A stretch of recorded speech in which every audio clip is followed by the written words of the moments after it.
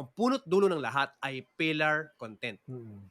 So, kailangan kong gumawa ng pillar content. Sabi niya, document versus create. Paano ako gagawa ng pillar content na hindi create? Oo. Nakita 'Di ba mo? kasi Ang hirap, 'di ba? Paano ka gagawa? wala ka pa nagagawa, eh. Wala ka eh. Ano ka gagawa? Wala pa akong Mm. nagagawa. Wala akong pillar. Document, sabi mo pillar. Parang ang pag sinabing pillar, parang create yun eh. Oo. Pero, document versus create. So, ano ba talaga? Document Mm. o pillar content?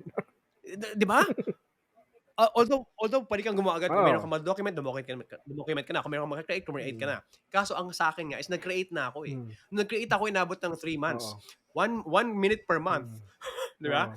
So, pangalawa ko is involved din yung ibang tao. Nalaman ko na 'pag involved ang ibang tao, Ang hirap. Ang tumatagal. hirap. Icha-challenge ko kayo, document it right now. Anything, Hmm. ewan ko kung anong gagawin niyo, document na, just press record, Oo. gawin niyo na. Sabi ko, ano kayang ginagawa ko araw-araw kung saan may space ako para mag-record? Mm. Yun na lang.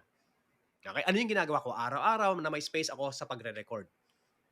Lagi akong tumatakbo. Ang nangyari, dahil dun sa video na yun, na-trigger ako kay Gary Vaynerchuk. Ang ginawa ko lang, nag-record ako after ko tumakbo. Mm. Pero hindi yung takbo tas pag-uwi sa bahay tas Oo. ako magre-record, hindi. Tumakbo ako pataas ng bundok, dun sa bundok nag-record ako. Mm. Tumakbo ako sa isang park, dun sa park nag-record ako. Mm.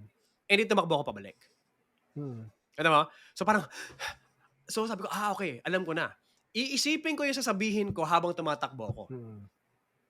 'Pag buo na sa utak ko yung sasabihin ko, then sa-stop ako sa isang lugar, ire-record ko, Mm. and then babalik ako. Nakita mo?